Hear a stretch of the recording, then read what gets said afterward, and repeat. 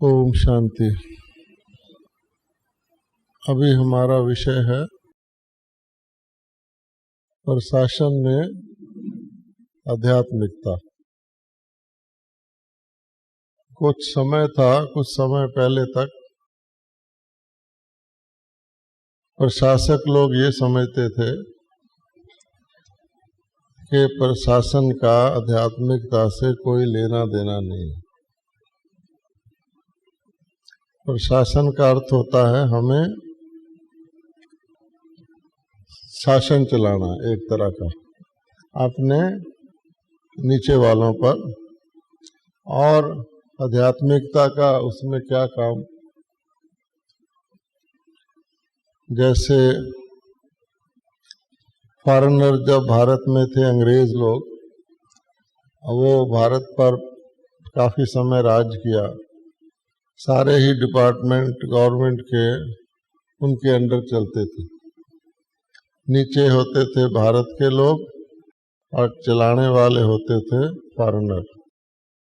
अब वो प्रशासन में आध्यात्मिकता को क्या करेंगे अगर वो उसमें भाईचारा और उसमें दया भावना और जो भी आध्यात्मिक चीजें हैं यदि वो करेंगे तो आप सोच सकते हैं फॉरेनर क्या हुए।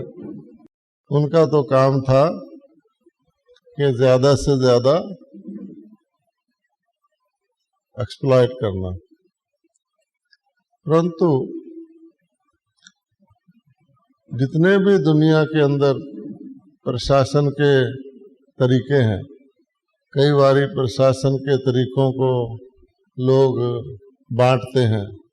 अमेरिकन मॉडल, जापानी मॉडल वगैरह वगैरह।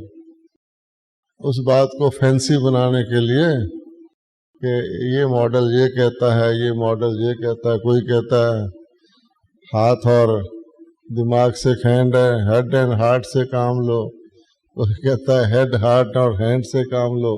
कई फैंसी बातें करते हैं। परंतु अल्टीमेटली उन्होंने ये देखा है कि कोई भी किसी भी प्रकार का प्रशासन सिर्फ ऑर्डर करने से, हुक्म चलाने से, दूसरे को कहने से जाओ ये करो नहीं चलता है।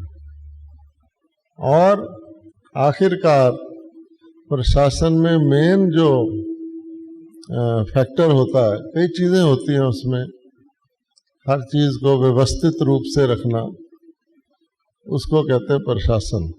लेकिन सबसे ज्यादा जिस चीज को व्यवस्थित रखने की जरूरत है वो है मनुष्य। क्योंकि प्रशासन में बहुत सारी चीजें आती हैं।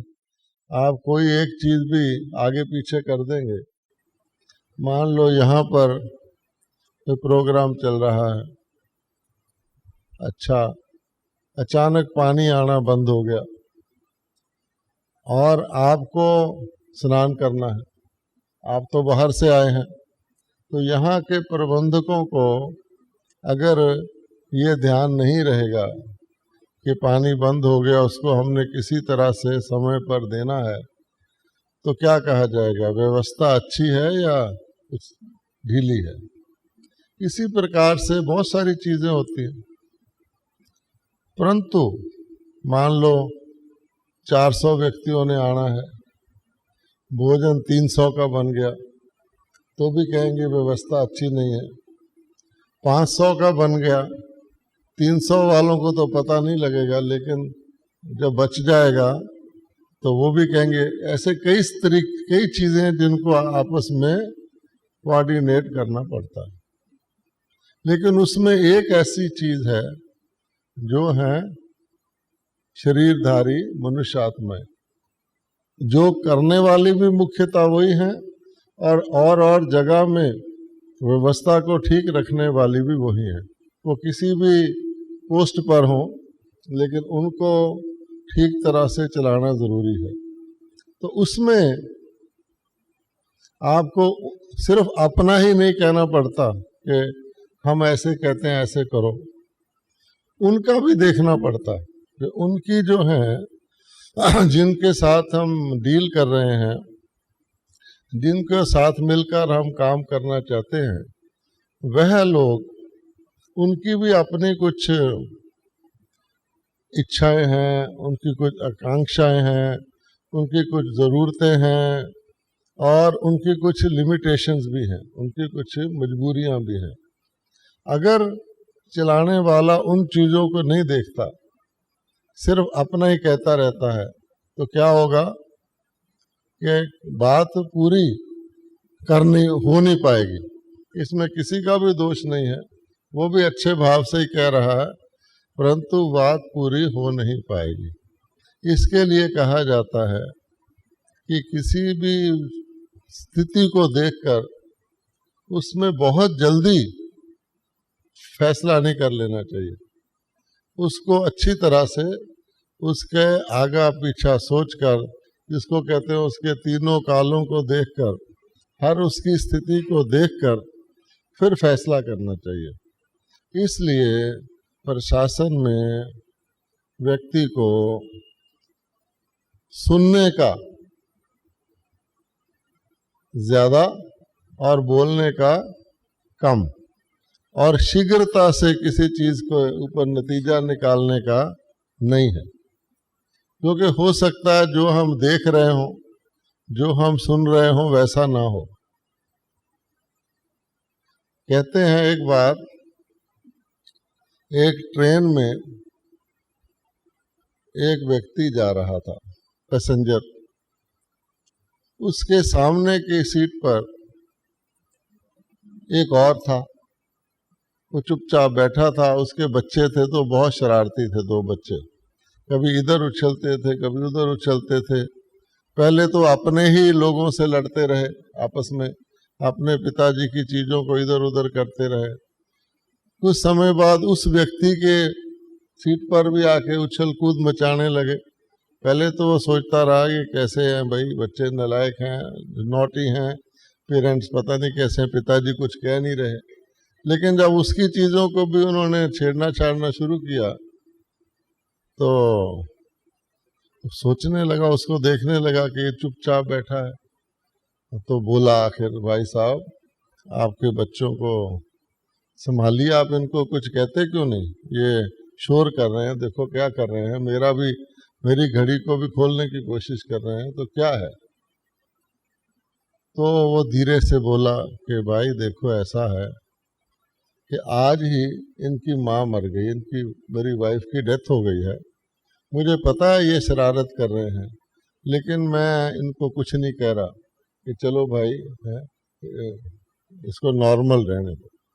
अब जब उसने ये कहा तो जो पहले वाला व्यक्ति था तो उसकी बात समझ में आई कि ऐसा क्यों हो रहा है। अगर वो सीधा सीधा देखता है तो समझता है कि ये क्या कर रहे हैं, गलत काम कर रहे हैं। इसी प्रकार से किसी भी व्यक्ति के को जब आप देखते हैं तो उसका जो रूप होता है वो उसके पीछे कुछ होता है।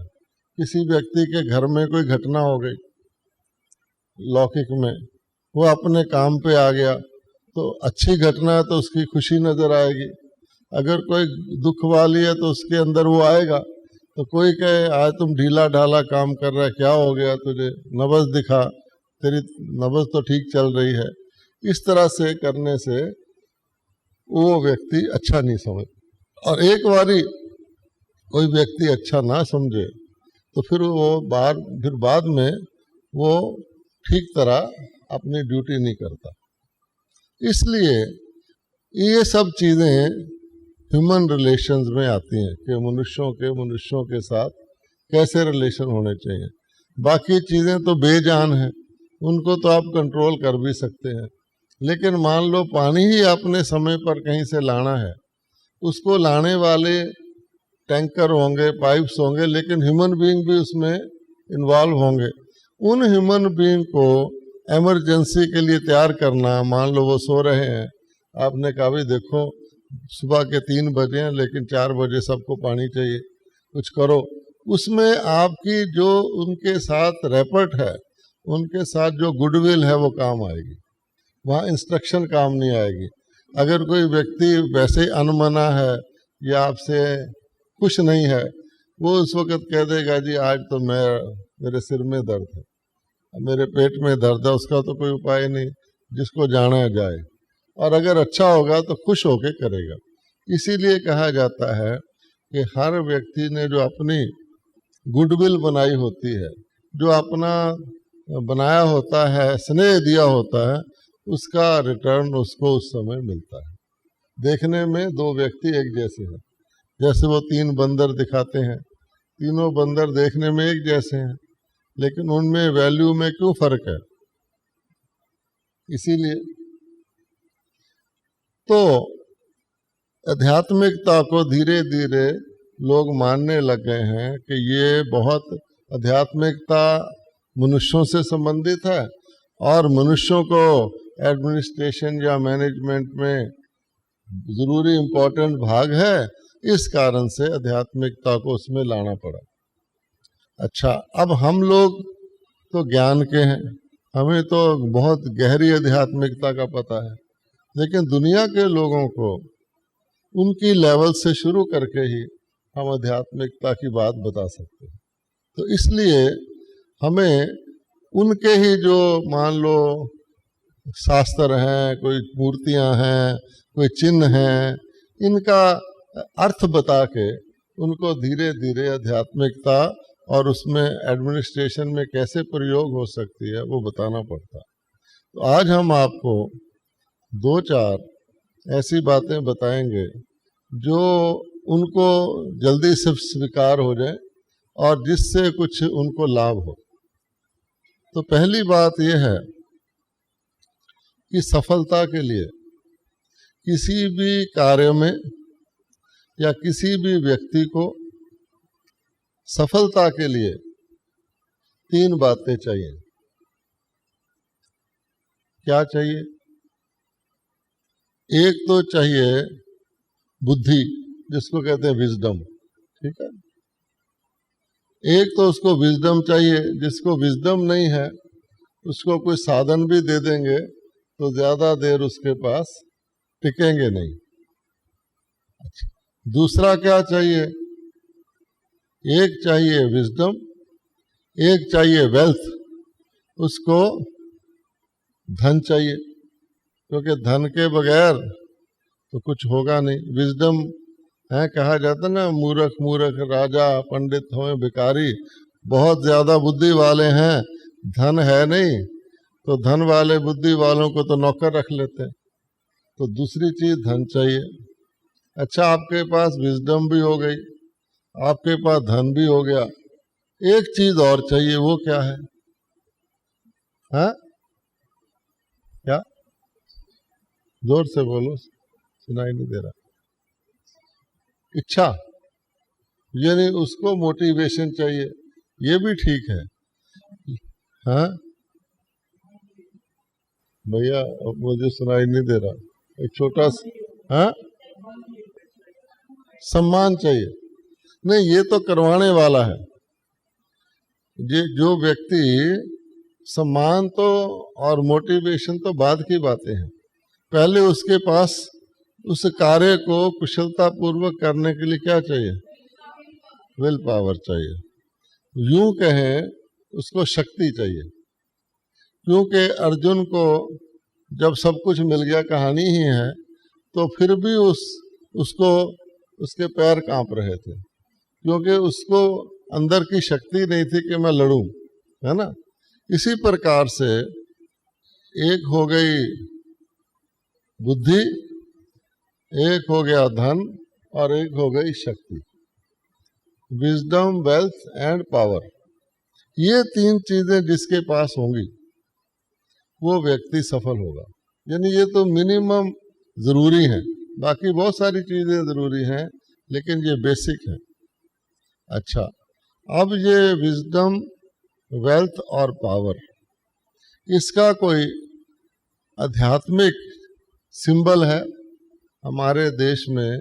इसका कोई आध्यात्मिक चिन्ह है जिससे ये साबित हो कि आध्यात्मिकता कैसे हमें अपने प्रशासन में सफलता दिला सकती है? तो इसका सिंबल है तीन देवियां, सरस्वती, लक्ष्मी और दुर्गा। तो ये सीधी सीधी बात है। हमने सिंबलाइज किया हुआ कि एक विजडम की देवी है, बुद्धि की देवी है, एक धन की देवी है और एक शक्ति की देवी है। तो इससे आध्यात्मिकता एडमिनिस्ट्रेशन से जुड़ जाएगी। अच्छा, अब हम ये उसको बताएंगे कि ये देवियां तो हैं, चलो 3 शक्तियां तो हैं, ये 3 शक्तियां कैसे धारण हो सकती हैं, है ना। तो जो सरस्वती है उसका वाहन क्या है? हंस है।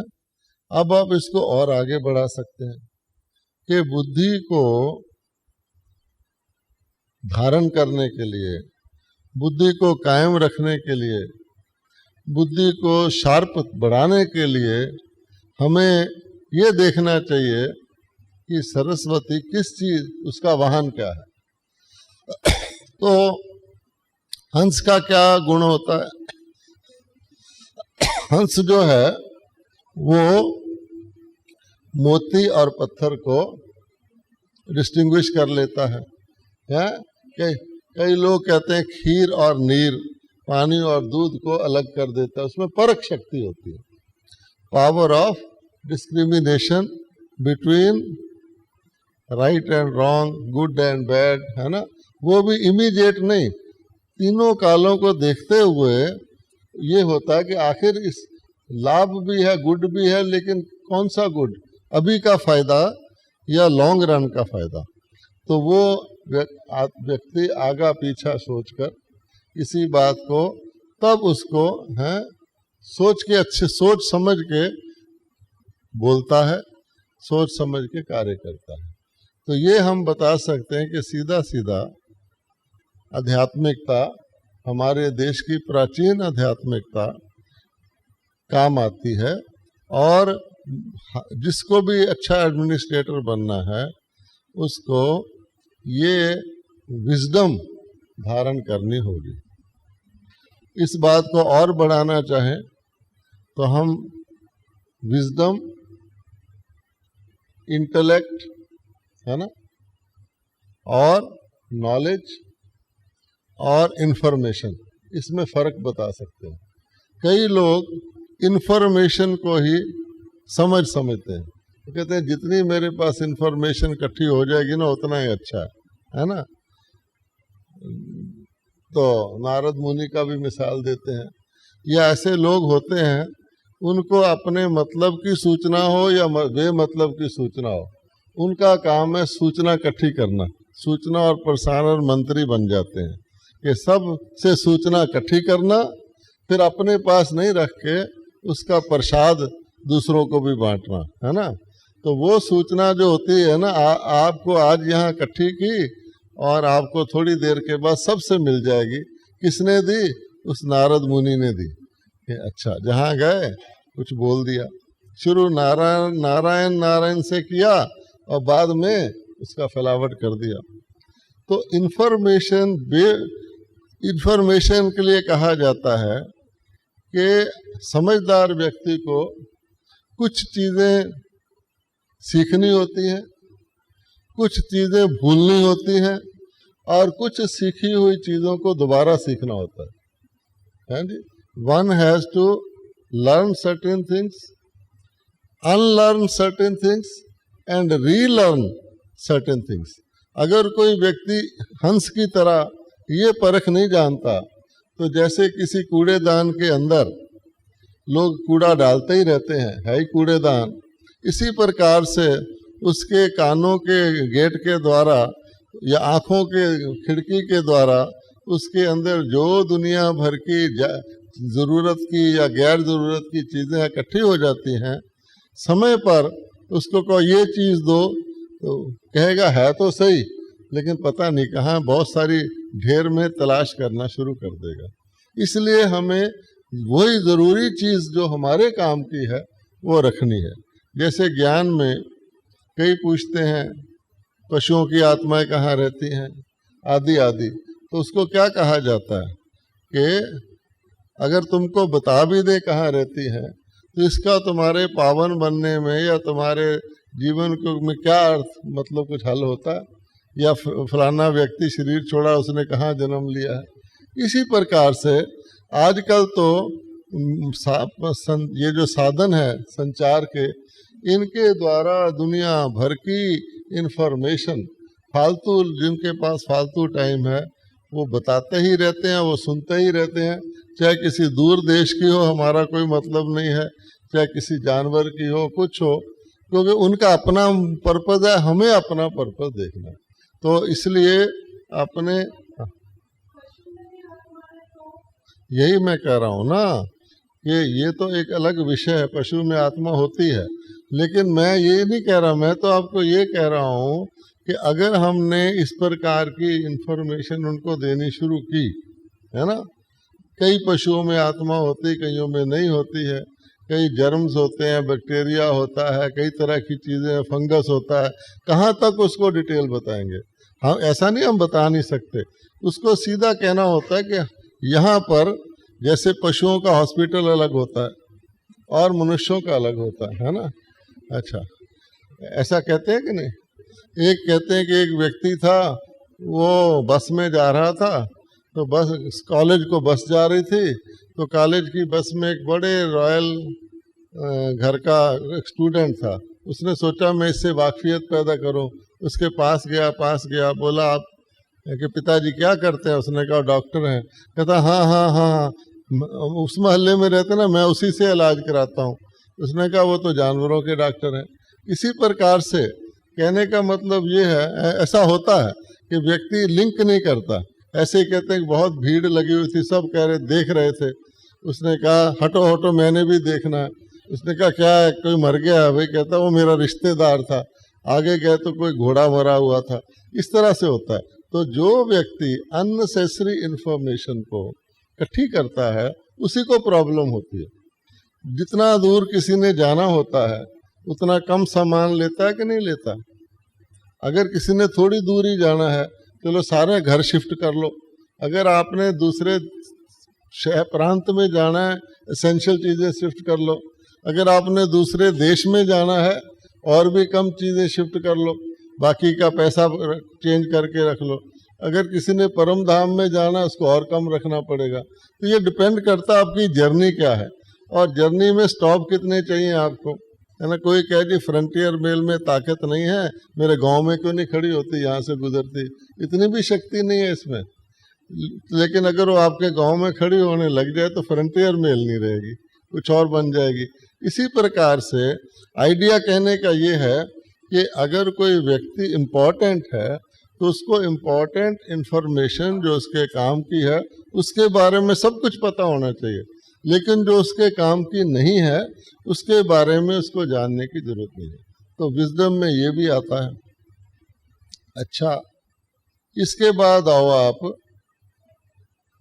वेल्थ पर, धन पर, है ना।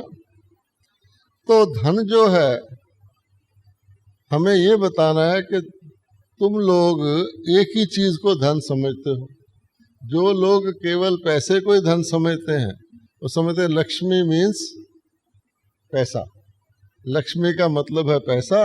उन्होंने तो उसकी मूर्ति में भी सिक्के गिरते हुए हाथ से दिखाए हुए हैं ना, पता नहीं वो 5 रुपए के हैं या 1 रुपए के हैं।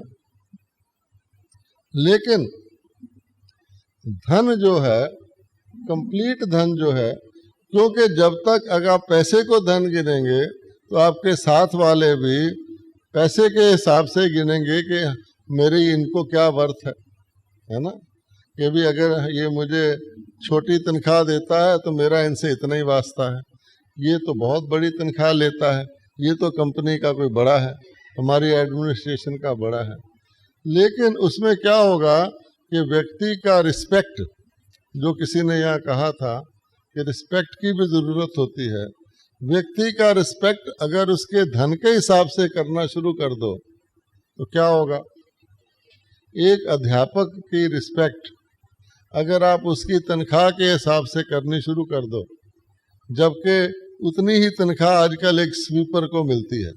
अच्छा, एक डॉक्टर की रिस्पेक्ट अगर आप उसी हिसाब से करनी शुरू कर दो, जो कि एक कोई इंस्पेक्टर पुलिस का उसको मिलती है तो फर्क पड़ जाएगा। अब अध्यापक के हाथ में तो बच्चे का लाइफ है। अगर अच्छा अध्यापक है वो ये नहीं देखता मुझे इतने पैसे दिए, आजकल देखते हैं क्योंकि लोगों ने धन को यही समझना शुरू कर दिया पैसा, लेकिन वो सोचता है कि मैं इसको ऐसा इंसान बनाऊं, ऐसे इसके अंदर संस्कार डालूं, सिर्फ किताबें नहीं पढ़ाऊं, जो अंत तक भी वो बड़ा भी बन जाता है तो कहता है मेरे अध्यापक ये थे।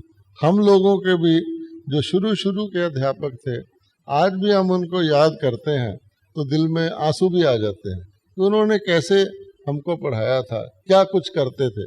और उसके बाद के अध्यापक पैसे वाले, आजकल तो आपको पता ही है। इसी प्रकार से डॉक्टर हैं। अब डॉक्टर के हाथ में किसी की लाइफ है और वो पैसा मांगने लग जाए कि पैसे से ही मुझे करना है। आजकल डॉक्टर क्या करते हैं, कोई पेशेंट की डेथ भी हो जाए तो घर वालों को अगले दिन बताते हैं 1 दिन की और फीस मिल जाएगी। जहाँ ये हाल हो जाएगा आप सोचो। इसलिए उसको अगर हम यही दृष्टिकोण रखेंगे, यही एटीट्यूड रखेंगे कि धन मैंने पैसा है, तो हमें ये बताना है लक्ष्मी पूजनीय है, उसके अंदर 16 प्रकार के धन है, एक धन नहीं है, एक पैसा भी धन है। तो वह धन हमको उनको वर्णन करने हैं, है ना। आप तो जानते हैं कौन कौन से धन हैं जो हम दुनिया को भी बता सकते हैं, इस धन की भी वैल्यू करो, है ना। ठीक है। हाँ, समय धन है, ठीक है। श्वास भी समय का हिस्सा है, वो भी समय का हिस्सा है। एक समय धन है, ठीक है। हाँ, किसी भी चीज की जिस कार्य को आप करने जा रहे हैं उसकी समझ, वो भी धन है। ऐसे नहीं कि 33% कोटा में इसे शेड्यूल्ड कास्ट को रख लो, जो कि वो शेड्यूल्ड कास्ट है उसको अपना काम आता ही ना हो। आजकल ऐसा हो रहा है ना, अब तो डॉक्टरों में भी रखने लगे हैं, तो क्या होगा। इस वास्ते दूसरा धन है अपने कार्य की कुशलता है। अच्छा, तीसरा क्या है, व्यक्ति के गुण, है ना, व्यक्ति की शक्तियां, व्यक्ति की कई प्रकार की, जैसे होता है ऑनेस्ट है, फेथफुल है, ये सब गुणों में आता है। तो कई प्रकार के धन है ना। अच्छा, उसकी कार्य क्षमता, उसकी टीम वर्क की स्पिरिट है, दूसरों से काम लेने की क्षमता, झुकने की क्षमता, झुकाने की क्षमता, जितनी भी है एडजस्टमेंट की सारी चीजें इन धनों में आती हैं।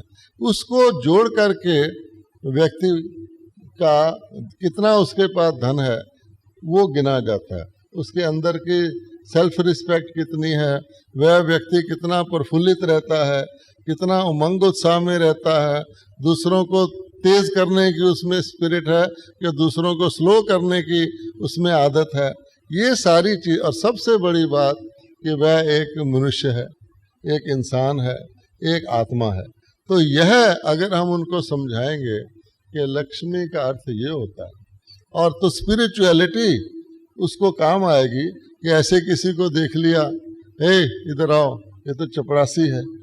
वो है तो चपरासी, लेकिन उस चपरासी को भी चपरासी के रूप में अच्छी तरह से वो खुशी से खुश होके कहे कि मैं इनका चपरासी हूँ, मैं इनकी सेवा करता हूँ, ये इनके लिए मेरे प्राण भी छोड़ने पड़ जाएं। ऐसे भी एम्प्लॉय होते हैं जबकि किसी के ऊपर गोली चलाई जाती है, अपनी जान दे के उसकी बचा लेते हैं। और ऐसे भी होते हैं उस पर गोली चलाई जाए, उसकी रक्षा करना उसकी ड्यूटी है, तो खिसक जाते हैं, इधर को मुंह कर लेते हैं, ये मर जाएगा, हम कह देंगे जी हम हमें भी मार रहे थे। तो ये डिपेंड करता है। तो इतनी ज़बरदस्त लॉयल्टी उनके अंदर पैदा करना, वो इसी पे डिपेंड करता है कि हम लक्ष्मी को क्या समझते हैं, वह भी दूसरे के अंदर उस चीज़ों को देखते हैं। ना कि आजकल तो ये है, ये पोस्ट है, ये ग्रेड है, इतना पैसा देना, गधे और घोड़े बराबर, है ना। आप देखेंगे एक ही तनख्वाह लेने वाले, एक ही स्तर के लोग, A grade, B grade, C grade तो होते हैं। बाबा भी कहता है 3 तरह के वकील होते हैं, एक तो लाखों रुपया लेते हैं, एक का कोट भी फटा होता है, 3 तरह के डॉक्टर होते हैं, 3 तरह की ब्रह्म कुमारियाँ भी होती हैं। मतलब कहने का ये तो हर एक जज कर सकता है ना, मालाएं भी 3 तरह की हैं। तो उस क्वालिटी में हमें देखना है मैं किस में हूँ, है ना। नहीं तो जिस दाने के साथ जुड़ोगे, मान लो वो दाना 16,000 वाला है, आप उसके साथ जुड़ के रहने लग जाओगे, अगर आपकी क्वालिटी 108 वाली भी होगी तो 16,000 में चले जाओगे, क्योंकि संग का रंग लग जाएगा। दाने जुड़े हुए कहेगा इकट्ठे ही परो दो इसको, है ना, कौन उनको खोलेगा, तो खुलते ही नहीं। इस प्रकार से दूसरी बात ये हो गई। तीसरी क्या है? पावर। अब ये जो पावर है, लोग पावर किसको समझते हैं? ये एडमिनिस्ट्रेटर व्यक्ति किसको समझते हैं? वो समझते हैं कि मुझे कितनी पावर है किसी व्यक्ति को रोब डालने की, उसको सजा देने की, उसको डराने की, उसको डिसमिस करने की, उसकी तनख्वाह घटाने की या बढ़ाने की। तो उसको वो पावर गिनते हैं कि देख तेरा कैरियर मेरे हाथ में है। आजकल करते हैं ना, तू टीचर है, मैं तुझे अंडमान निकोबार में पोस्ट कर दूंगा, है तू फलाना है पुलिसमैन है, या तो मेरा ये काम कर, नहीं तो चल तुझे पता नहीं ऐसे कोने में फेंक दूंगा। तो लोग डरते हैं। तो miss use of power, abuse of power, तो ये पावर नहीं है। इस पावर की वजह से ऊपर से लेकर नीचे तक वो उसको कहता है, वो फिर नीचे जाके दूसरे को कहता है। जैसे सर्कस में होता है ना, एक को मारता है वो फिर दूसरे को मारता है। जोकर जो होते हैं पहले एक मारता है, वो फिर घूम के दूसरे को, ऐसे ऐसे वो करते हैं। तो इस वास्ते ऊपर से नीचे तक अच्छी बात भी जाती है और गलत बात भी जाती है। तो इसीलिए हमारे को भी कहा जाता है कि अपने आप को ऐसे रखो जो दूसरा आपसे कुछ फायदा ले। अगर कोई टेढ़ा बिहेवियर करोगे दूसरा भी टेढ़ा करेगा। कम से कम हम तो अपना बचाव करें। कई बार हम ये कहते हैं मेरा बिहेवियर अच्छा, दूसरा क्यों नहीं इसको कॉपी करता है? वो नहीं हो सकता, क्योंकि हर एक के कर्म है, हर एक के संस्कार है, हर एक की क्वालिटी है। 3 बंदरों में किस क्वालिटी का वो है पता नहीं। अच्छा, इसलिए हम पावर उसको कहते हैं। पावर का मतलब होता है शक्ति। हमारे पास मान लीजिए अनेक तरह की शक्तियां हैं। पहली बात, किस शक्ति को हमें किस समय यूज करना है ये आना चाहिए, ठीक है। क्योंकि सारी पावर्स डबल दाने के रूप में है। सब पावर्स अपोजिट हैं एक दूसरे के। और अपोजिट का मतलब क्या है? इस यहां से लेकर यहां तक दोनों एक्सट्रीम्स की पावर हमारे पास है। हमें ये देखना है कि कौन सी एक्सट्रीम की पावर किस समय यूज करनी है। जैसे कि किसी के किचन में आग जलाने वाला भी होता है, ठंडा करने वाला भी होता है ना, और बीच का भी होता है ना। कोई बहुत गर्म चीज हो जाए तो कहते हैं थोड़ी ठंडी करके दो, कोई थोड़ी ठंडी हो जाए कहते हैं थोड़ी गर्म करके दो, हमारी रिक्वायरमेंट के मुताबिक दो। एक बच्चा आ जाता है, उसको आप कहते हैं और थोड़ा सा दूध पतला करके दो, थोड़ा बहुत नरम धीरे थोड़ी मात्रा में दो, मुंह में डालेगा हाउ हाउ करना शुरू कर देगा। तो ये आपको डिपेंड करता है कि पावर कौन सी को किस समय चाहिए, किस मात्रा में यूज करना है। पावर तो सबके पास है। रावण के पास कम शक्तियां थी ना, लेकिन शक्ति को प्रॉपर यूज करने के लिए व्यक्ति को अपना सारा बिहेवियर प्रॉपर करना पड़ता है। अगर कोई व्यक्ति केयरलेस है और केयरफुल नहीं है तो वो केयर फ्री नहीं हो सकता कि बिल्कुल निश्चिंत बैठा हो, मेरा एडमिनिस्ट्रेशन ठीक चल रहा है। नहीं, अगर कहीं ना कहीं उसके अंदर केयरलेसनेस है तो वो केयरलेसनेस कहीं ना कहीं, तो हम सोचते अरे देखा जाएगा कि कुछ नहीं, ये इनको करने दो, मैं थोड़ा रेस्ट करे आता हूँ, ये इनको काम में लगा दो, मैं ये वो हम समझते हैं कि ऐसा है। ऐसा है नहीं। ये तो निरंतर आप रेस्ट भी कर रहे होंगे, उसका वाइब्रेशन उनके ऊपर जाएगा, वो रेस्ट कर रहा है, हमें काम में लगा गया। समझा आपने? अच्छा, कि कोई आपके घर गेस्ट आ जाए, आपको भी अच्छा इसको खाना खिला दो, अच्छा अच्छा, तुम खा लो मेरे साथ, नहीं नहीं नहीं आप खाइए, मेरी जरा तबीयत ठीक नहीं है, उसके साथ खाना नहीं चाहते, तो वो क्या, उसको वाइब्रेशन नहीं जाएगा, वो खाना तो अपने घर भी खा सकता है। तो ये सारे मिक्सचर जो हैं, जैसे किसी अच्छी चीज, किसी भी चीज को अच्छा करने के लिए प्रॉपर मिक्सचर चाहिए कि नहीं चाहिए? कलर का मिक्सचर चाहिए, कॉन्टेक्स्ट का मिक्सचर चाहिए। कोई गर्मियों में कोट, गर्म कोट, ओवर कोट, कंबल पहन के आ जाए, है उसके पास तो ठीक है, मुबारक है, लेकिन कब पहनना है, लाइट की ड्रेस किस वक्त पहनना है, हैवी किस वक्त पहनना है। इसी तरह से कोई भोजन बनाए, खूब सारा नमक डाल दे उसमें और चीज़ें कम हो, या नमक डाले ही नहीं। तो कहने का भाव ये है कि प्रॉपर मात्रा में, ये भी नहीं कि किसी चीज़ को थोड़ी यूज़ करके काम चल सकता तो हम कहें ज़्यादा यूज़ कर दो। मान लो आपने किसी की तारीफ करनी है भी, उसने अच्छा काम किया, आप ओवर प्रेज कर दो कि ये तो अच्छी बात है ना, खूब अच्छी तरह इसकी तारीफ करो और खुश हो जाएगा, नहीं, ये भी आपको नुकसान पहुंचाएगा। किसी को आपने गिफ्ट देना है, आप सोचते हैं ये गिफ्ट ठीक है इसके लिए, आपको नहीं नहीं ये दे दो, अच्छा आप दे दो, अगली बार वो फिर यही एक्सपेक्ट करेगा, समझा आपने? तो इसलिए त्रिकालदर्शी कहा जाता है। टेम्परेरीली आप उस चीज में सफलता पा सकते हैं, लॉन्ग रन में आपको ही दिक्कत होगी, लो भाई अब अगली बारी भी इसको यही चाहिए, उसको टेस्ट पड़ गया। जैसे किसी बाबा कहता है किसी जानवर को पास बिठाने की आदत डाल लो, वो रोज आके बैठ जाएगा। इसलिए हर एक सिंगल विचार को, हर एक सिंगल बोल को, हर एक सिंगल कर्म को जब हम अच्छी तरह से साधेंगे, तब ये पावर्स हमारी ठीक तरह काम में आएंगी। पावर है, लेकिन मान लो आपको अपनी रुचि का कोई काम है, रात को कोई कल्चरल प्रोग्राम है, बहुत अच्छा, वो कहते हैं जी ये आ रहा है, वो आ रहा है, बहुत शानदार, तो आपको कहा जाए रात को भाई 10 बजे तक चलेगा, उसके बाद बंद हो जाएगा, आपको खूब मज़ा आ रहा है, और एक दो आइटम अभी रहती हैं, कोई आके अनाउंस कर दे, देखो भाई अब हमारा समय हो गया है, अमृत वेले उठना है, इसलिए ये अब बंद किया जाता है।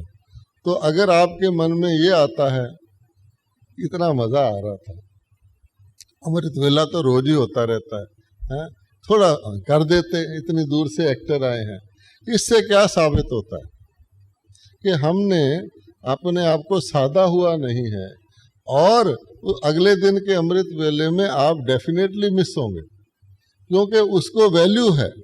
तो इतना पावर होना चाहिए कि हमने उसमें जाना कब है और वापस कब निकलना है, और उस चीज़ में अगर आपकी डिटैचमेंट नहीं है, कई चीज़ों में डिटैचमेंट है, जब आपको बिठा दें स्टेज पर बैठ जाओ, एक गीत आपको गाना है, अच्छा आपको कहें सारा टाइम बैठे रहना, आप कहेंगे मैंने गीत गाना है, 5 मिनट गा के मैं नीचे आ जाऊँ, अब वहाँ मैं बैठ जाऊँ, हैं क्या फ़ायदा मेरा, मैं तो बोर हो जाऊँगा।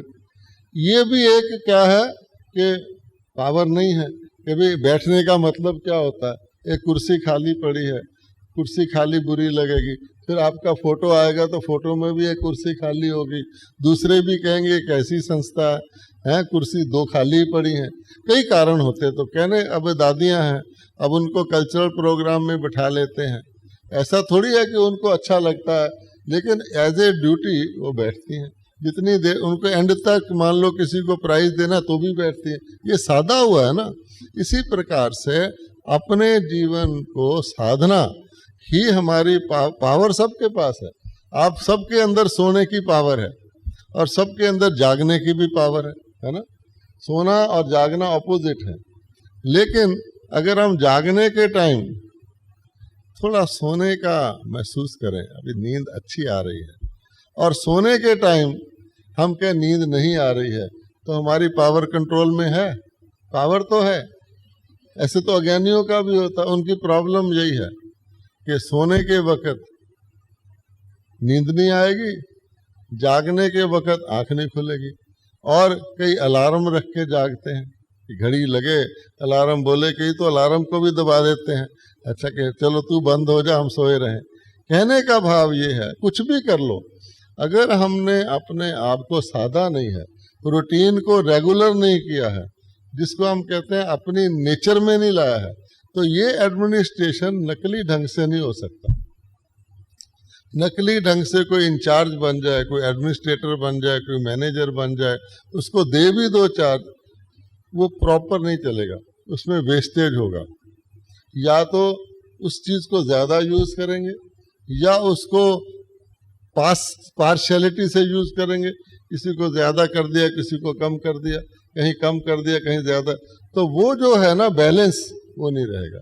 इसलिए सारी शक्तियों का बैलेंस रखना, जिसको हम कहते हैं लव और लॉ का बैलेंस रखना। आप किसी को सिर्फ लव के साथ ही चलाते जाओ, वो कल को उसको लॉ बताओगे वो मानेगा ही नहीं। किसी को लॉ के साथ ही चलाते जाओ, वो तो ऐसे समझेगा मैं जेल में हूँ। कितना रेशो लव का डालना है, कितना रेशो लॉ का डालना है, वो भी हर एक के साथ एक जैसा नहीं है। किसी चावल में आप कितना पानी डालते हैं आपको पता है, जरा सा ज्यादा डाल दो तो क्या हो जाता है, जरा सा कम डाल दो तो क्या हो जाता है, अनुभव से आता है। इसी प्रकार से हर परिस्थिति में ऐसा मोल्ड होने, जिसको हम कहते हैं शक्ति हो, मोल्डिंग पावर क्या है, और पावर्स को ऐसे ढंग से यूज करने की शक्ति जो समय अकड़ापन ना लगे, ऐसा ना लगे हम मजबूरी से या किसी मेहनत से तैयार कर रहे हैं, वैसे ही हो जाए। इसको कहा जाए कि योग भी लगाते हैं तो नेचुरल।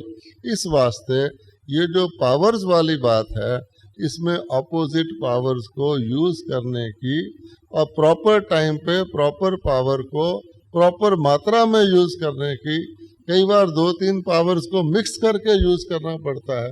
आपको सच भी बोलना है और सच ऐसे बोलना है जो दूसरे को दुख भी ना हो। ना तो आपने ये कहना है इसको दुख हो जाएगा किसी को, ऐसे कोई मेरा दुश्मन बन जाएगा, मुझे क्या जरूरत है सच बोलने की। और ऐसे भी ना हो कि मैं सच बोलूं और वो दूसरे को बुरा लगे, उसका अर्थ ही ना निकले। इसको, जिसको हम कहते हैं युक्ति युक्त, है ना, तो युक्ति युक्त ढंग से प्रॉपर चीज कितनी मात्रा में, इस ये भी होता है वही चीज किसी और चीज में ज्यादा मात्रा में पड़ती है, वही चीज किसी और चीज में कम मात्रा में पड़ती है, किसी एक व्यक्ति के लिए ज्यादा मात्रा में पड़ती है, किसी दूसरे के लिए। तो ये जो आर्ट है to use the powers at the right time, in the right quantity, in the right manner, ये है पावर्स का यूज। तो अगर किसी ने अच्छा एडमिनिस्ट्रेटर बनना है, देखने में सारे एडमिनिस्ट्रेटर एक साइज के हैं, तो उसको इन पावर्स को यूज करने का अनुभव हो जाता है, तो उसको मेहनत नहीं करनी पड़ती। जैसे कार चलाना किसी को आ जाए तो कार भी चलाते जाते हैं, बात भी करते जाते हैं, ऐसे लगता है जैसे नॉर्मल है। और जो नया नया होता है उसको क्या होता है, उसका सारा ध्यान बात मत करो मेरे से, ऐसे उसको पकड़ते हैं हैंडल को कि जैसे छूट के भागा जा रहा है ना, इसी तरह टाइट, और खुद भी टाइट हो जाते हैं, और दूसरा कोई सामने से आता है तो घबराते हैं देखकर। तो ये शुरू की बात है, लेकिन धीरे धीरे अभ्यास करने से वो चीज रूटीन बन जाए। जैसे बहनों को कहो रोटी बनाओ तो क्या होगा, फर्स्ट क्लास गोल रोटी बना देंगे। किसी भाई को कहो रोटी बनाओ तो या हरियाणा का रक्षा बना देगा या हिमाचल का बना देगा, कहीं पहाड़ी होगी कहीं घाटी होगी, लो जी, है ना। लेकिन वही अभ्यास करे, ऐसे भाई हैं जो बहुत अच्छा बनाते, अभ्यास हो गया। तो इसलिए पहला कॉन्शियसनेस के मैं भाई हूँ, ये इसके रास्ते में रुकावट आ जाएगा कि मैं रोटी नहीं बना सकता, है ना। अगर पहले इस कॉन्शियसनेस को दूर करे, मैं चतुर्भुज हूँ, मेरे लक्ष्मी के हाथ भी हैं, बाहर लाओ, उससे रोटी बनाओ, अच्छी बन जाएगी। तो ये अपने आप को एडजस्ट करने का तरीका है। अब सुबह उठने की बात है, हम जब ज्ञान में आए थे, हमको सबसे बड़ी प्रॉब्लम थी सुबह उठने की। जो व्यक्ति 7 बजे उठता हो, हैं, वो कैसे उठ जाए। अच्छा, समझ में आया कि वो उठना है, क्या करें। तो फिर हमने अपने साथ बातचीत की कि भाई अगर मान लो कि आप इंजन ड्राइवर हो रेलवे के, आपको नौकरी मिल जाए इंजन ड्राइवर की, और आपको सुबह 3 बजे गाड़ी चलानी हो, तो आप उठोगे कि नहीं उठोगे। हैं, आप अखबार बांटने वाले बन जाओ तो आप अखबार लेने जाओगे, कुछ लाभ होता है, उठोगे कि नहीं उठोगे। किसी दुकान पे अंगीठी जलाने वाले बन जाओ, उठोगे कि नहीं उठोगे? आपका कोई रिश्तेदार बीमार है, आपने जाना है, उठोगे कि नहीं उठोगे? आपकी लॉटरी निकल आई है बहुत बड़ी है, आपको कहते हैं वो दूसरे शहर में मिलनी है जाके, चंडीगढ़ में सुबह 3 बजे ट्रेन जाती है, आप उठना तो क्या, आप सोओगे ही नहीं। तो इस प्रकार से अपने साथ हमने डिस्कस करके ये सोचा जहाँ फायदा है व्यक्ति की वही शक्ति, नींद वींद आती ही नहीं, या भय है तब भी नींद वींद नहीं आती, तो हम क्यों आती कि आलस्य है। आलस्य क्यों आता है कि उस चीज़ की वैल्यू नहीं है, किसी दुकानदार को कमाई नहीं होती, वो सोता है। इसलिए ऐसे कर करके अपने आप से आपको प्रैक्टिकली ये 3 चीज़ें करनी है। ठीक है, अब क्या हो गया सारी चीज़ का सार? कौन सुनाएंगे सार? पहली बात जो थी, हाँ, मुख्य बात यही है कि एडमिनिस्ट्रेशन में जो बेजान चीजें हैं उनको मैनेज करने वाले भी मनुष्य है, और टोटल उसमें मनुष्यों से डील करना पड़ता है। तो मनुष्यों से आप अगर आध्यात्मिक ढंग से डील करेंगे तो उनसे आप टोटल तौर पे उनकी भावनाओं को भी समझ सकते हैं, अपनी को भी समझ सकते हैं। सांप भी मर जाता है, लाठी भी नहीं टूटती, काम भी अच्छा चलता है ना। हम उनको ऐसे लगता है कि हम उनका शोषण कर रहे हैं, ना उनको लगता है कि ये हमारे से कुछ लेने की कोशिश कर रहे हैं। एक अच्छा व्यवहार होता है, इन मनुष्य का मनुष्य से व्यवहार होता है। इसके लिए हमें बाकी चीज़ों को हटाना पड़ता है। आपने वो पोरस और सिकंदर की कहानी तो सुनी है ना? क्या थी वो? जब पोरस राजा पकड़ा गया, कैदी बना के उसको सिकंदर के आगे लाया गया, तो सिकंदर ने क्या कहा?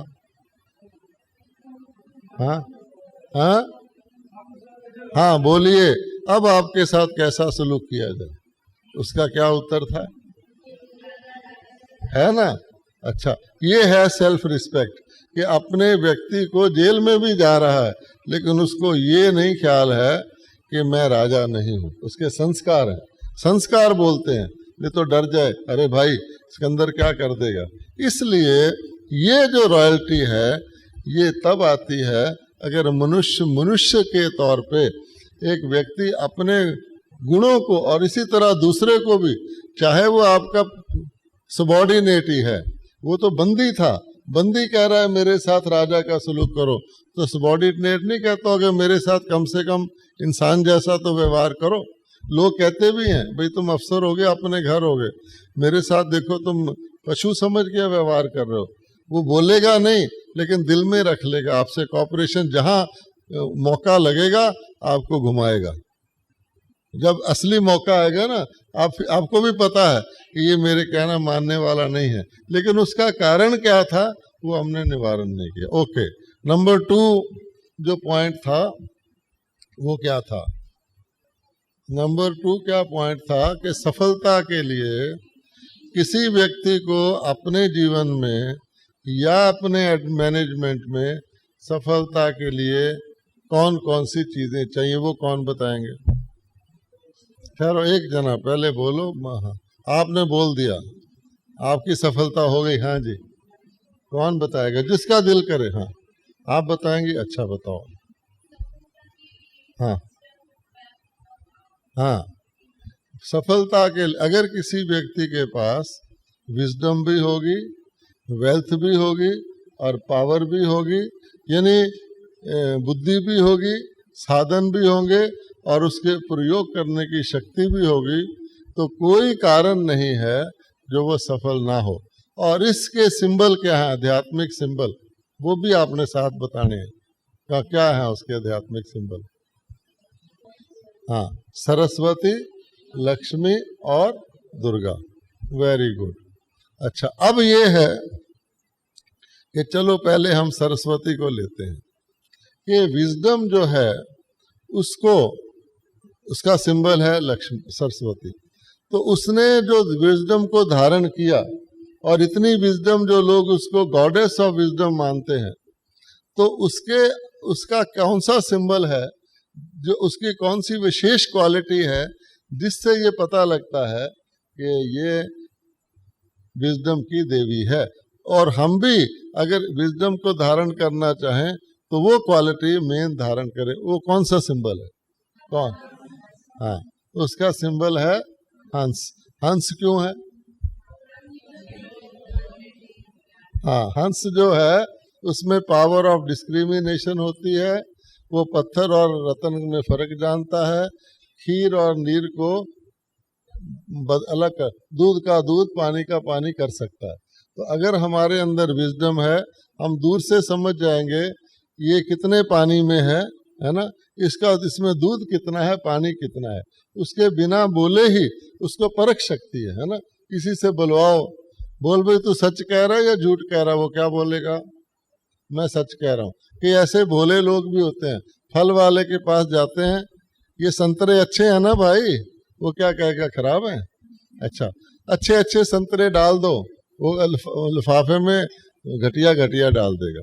अरे भाई, अगर आपने अच्छे संतरे लेने हैं पहले अपनी आंखों से देख लो, नहीं तो दूसरे के पास देख लो। अगर सचमुच अच्छे डालने हैं तो अपने आप छांट के डाल लो। तो इसलिए किसी से ये कहलवाना है कि तू सच बोल रहा है, तो बाबा कहते थे आजकल की कोर्ट्स में भी ऐसा ही है, दोनों पार्टियों को कहते हैं बोल तुम सच बोल रहा है? हाँ जी सच बोल, जो कहूँगा सच कहूँगा, भगवान के नाम से सच कहूँगा। आप भी मैं जो कहूँगा है दोनों में एक झूठा, तो आप पहले एक झूठ को सच कर रहे हो, है ना। तो इसलिए ऐसा हाइपोथेसिस नहीं रखना है, इस वास्ते अपनी परख शक्ति का प्रयोग करना है। ठीक है। अच्छा, अब आइए दूसरी बात पे, भाई वन बाय वन जिन्होंने बोल लिया दूसरों को चांस दो। हाँ, एक जना कोई भी हाथ उठाओ कि दूसरी शक्ति का कैसे डिस्क्राइब करेंगे। अभी मैं एक बात मेरे से मिस हो गई है, मैं आपको बताऊंगा। हाँ जी, कोई भी वॉलंटरी करना सबसे अच्छा है, सहज है ना। देवता को इशारा काफी है। बोलो, किसने बोलना है? हाँ बोलिए। धन के बारे में कहा था, धन का जो प्रतीक है वो लक्ष्मी है। तो जो दुनियावी जो धन है उसके बारे में बात नहीं कर रहे हैं, जो हमारे अंदर है के पास करके नहीं, अपने मुंह के पास। हाँ, बाहर जो पैरे वाला है उस पर के पास कितने घंटे का दिन होता है, लेकिन वो 24 घंटे का एक हफ्ता बना लेती हैं, और वो 24 घंटे के 1 घंटा बना लेते हैं। क्यों? जो काम करना है वही करना है, ना बाएं देखना है ना दाएं देखना है। पास में कोई पत्थर भी पड़ा है तो मैंने नहीं हटाना, पत्थर या तो आप ही हट जाए या कोई आके हटा दे। इसलिए अपने समय का सदुपयोग, समय वेस्ट भी हो सकता है, समय का दुरुपयोग भी हो सकता है, समय का सदुपयोग भी हो सकता है। आप समय का ऐसा भी उपयोग कर सकते हैं जो दूसरे का समय भी सफल कर दे, और आप समय का ऐसा भी उपयोग कर सकते हैं कि खुद तो डूबेंगे, तुमको भी ले डूबेंगे, 10 का और का भी समय व्यर्थ कर दे। तो ये सारी बातें इसके अंदर आती हैं। हम आपको मोटी मोटी पॉइंट बता रहे हैं, इसके ऊपर मंथन आपने खुद करना है। वास्तव में ये मूल बातें हैं, इसके अंदर जो भरत भरनी है आपको खुद भरनी है। समय का धन, इसका एक वैसे ही एक विषय है ये, समय का धन क्या होता है, जिसको आप लोग टाइम मैनेजमेंट कहते हैं वगैरह वगैरह। तो इसका मतलब ये हुआ, ये सारे धन तब हमारे पास रह सकते हैं अगर आप लोटस लाइक रहेंगे। लोटस का मतलब क्या होता है? जैसे पहले किसी ने कहा था, किसी के प्रभाव में नहीं आना, ना किसी को प्रभावित करना। ठीक है कि नहीं? अगर लोटस अपना रंग नदी में छोड़ना शुरू कर दे तो नदी लाल हो जाएगी, या लोटस पानी के प्रभाव में आ जाए तो लोटस गल जाएगा। और इसके लिए फिर और तरह की शक्तियां चाहिए, लेकिन इसका सीक्रेट क्या है? जो न्यारा रहेगा। हम ये सारा काम क्यों करते हैं?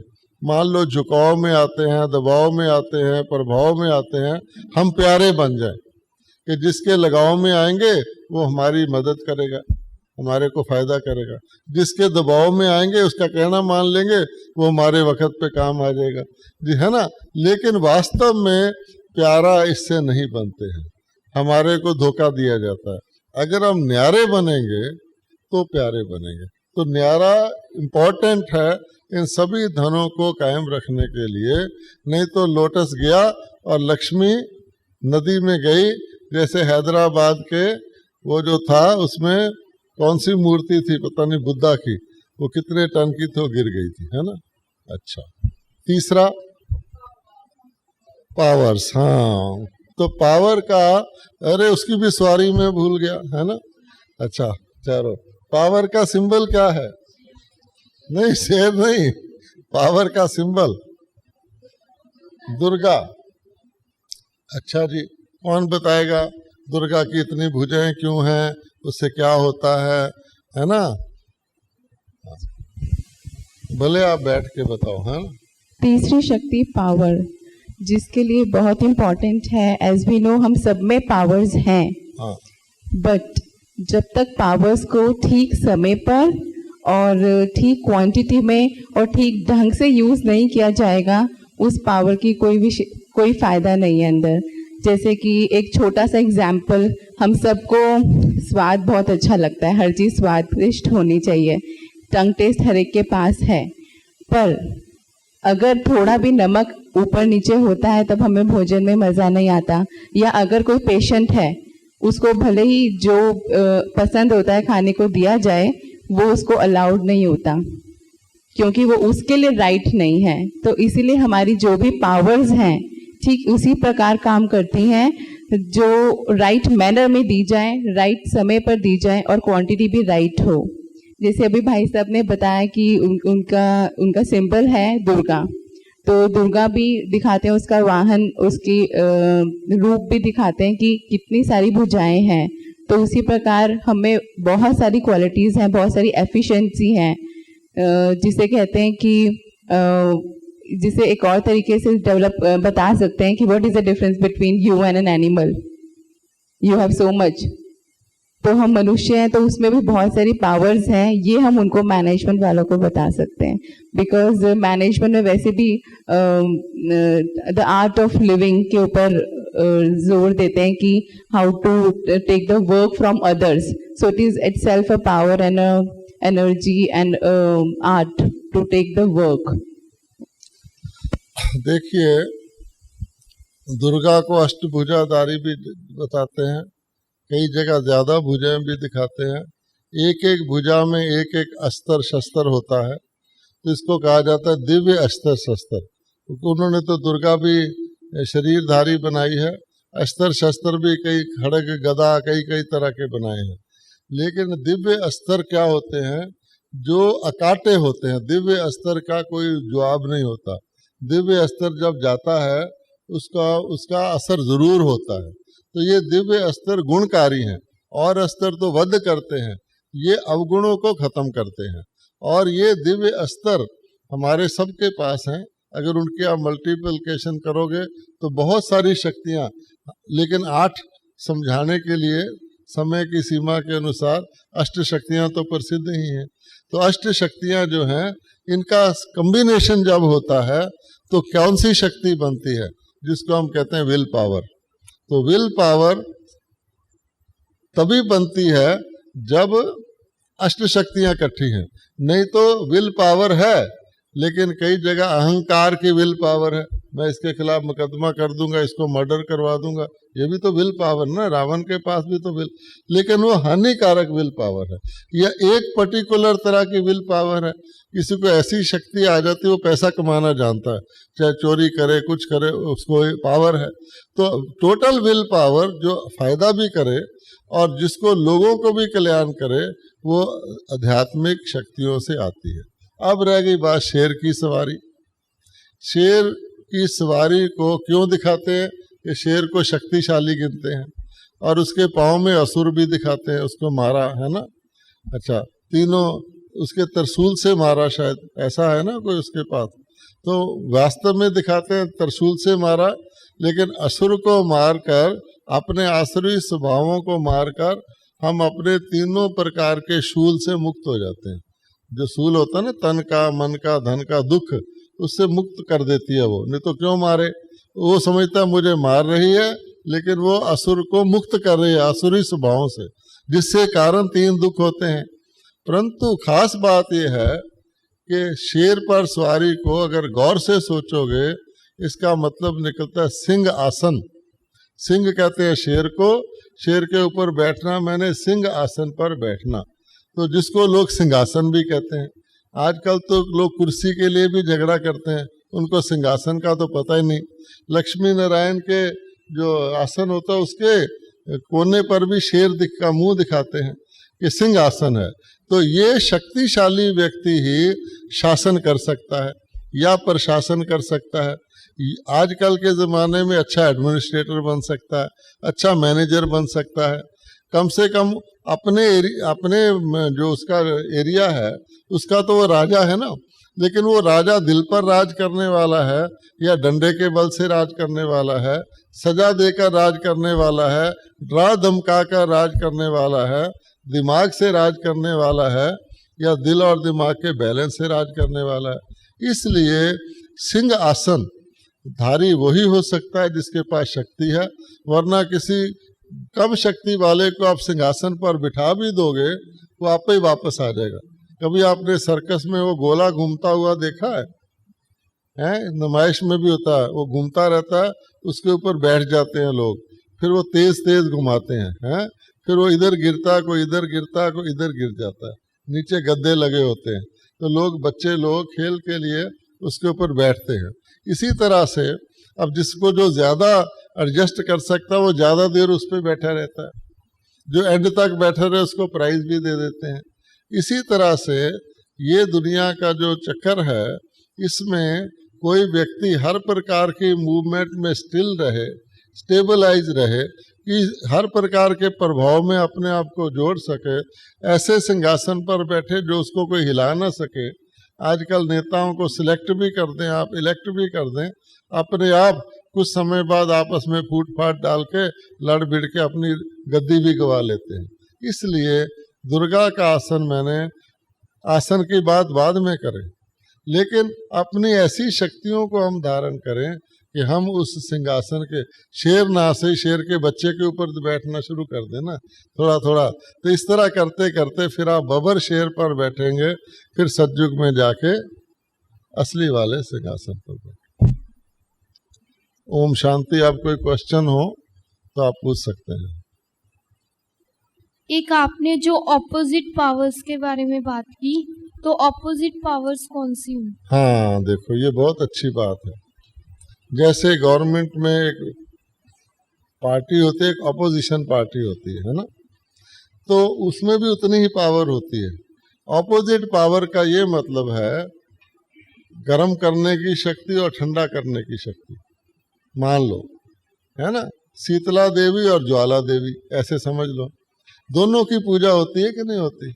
शीतला देवी, जिसको बहुत गर्मी आ जाए वो कहे शीतला देवी मेरे माथे पे हाथ रख दो, मेरी सारी गर्मी दूर हो जाए।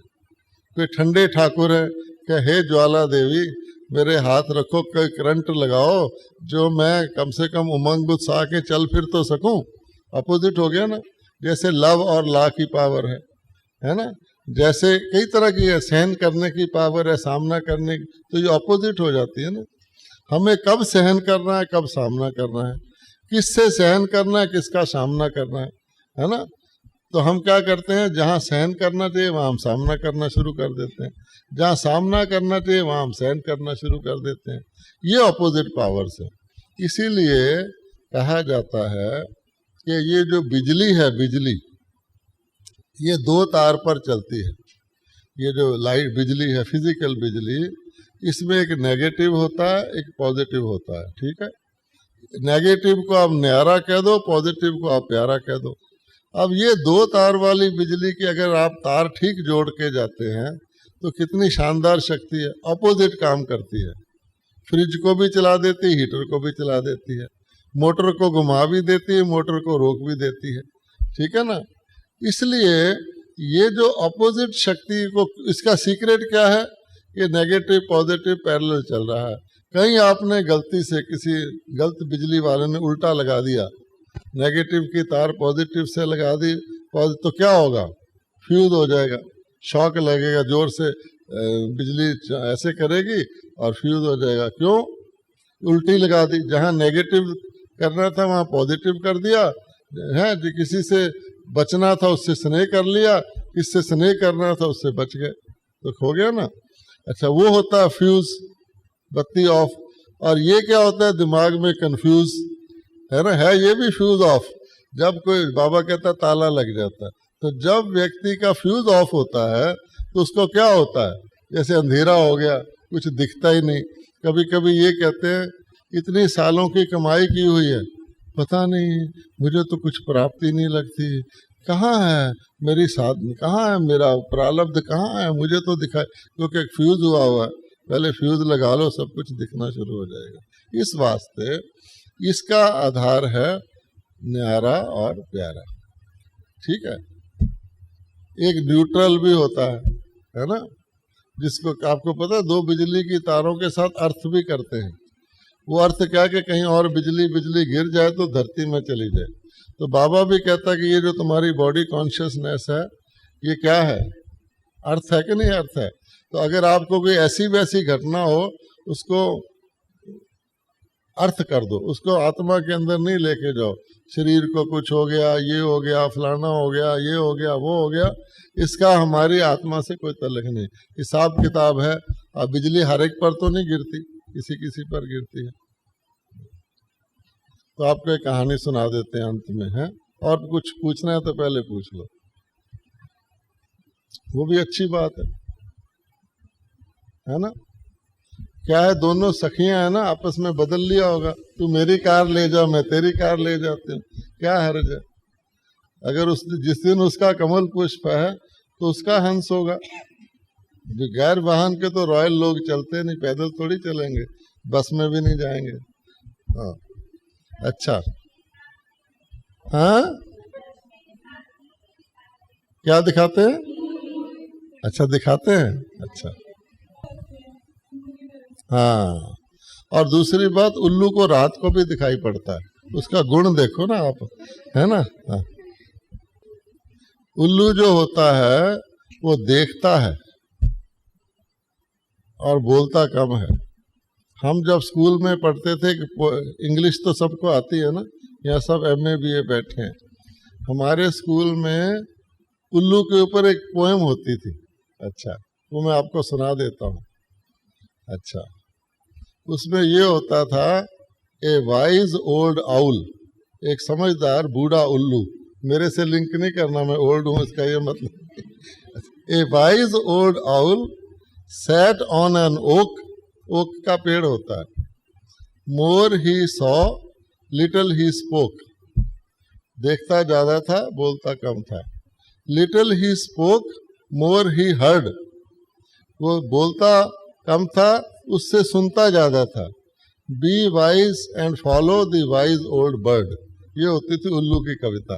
उल्लू से हम गुण सीखना चाहें, बहुत कुछ सीख सकते हैं।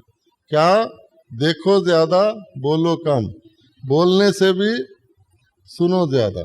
ठीक है, more he spoke, little he spoke, more he heard, तब हम व्यक्ति वाइज हो जाता।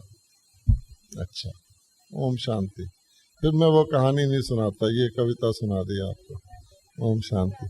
हाँ, कहानी सुननी है। अच्छा, ये कहानी बिजली गिरने की है, क्योंकि जब हम बिजली गिरने की बात कर रहे थे तो बिजली गिरने की कहानी है।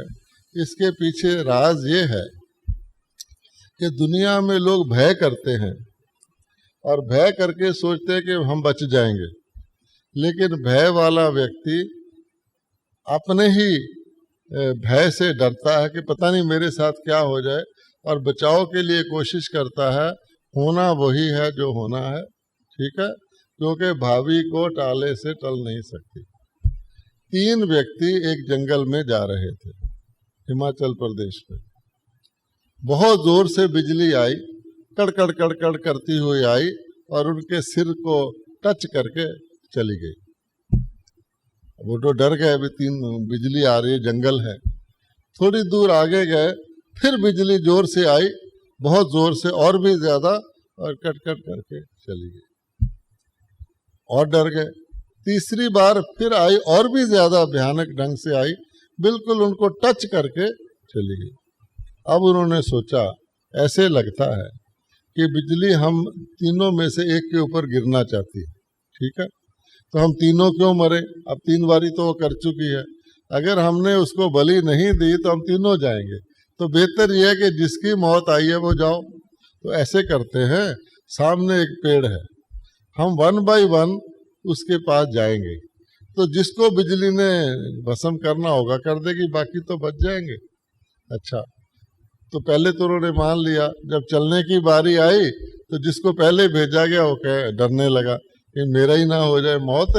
तो मुझे कहता नहीं काहे को भेज, तो कहते नहीं भाई नहीं, मरना तो तीनों को ही है, इससे बेहतर है कि कोई बच जाए तो अच्छा है।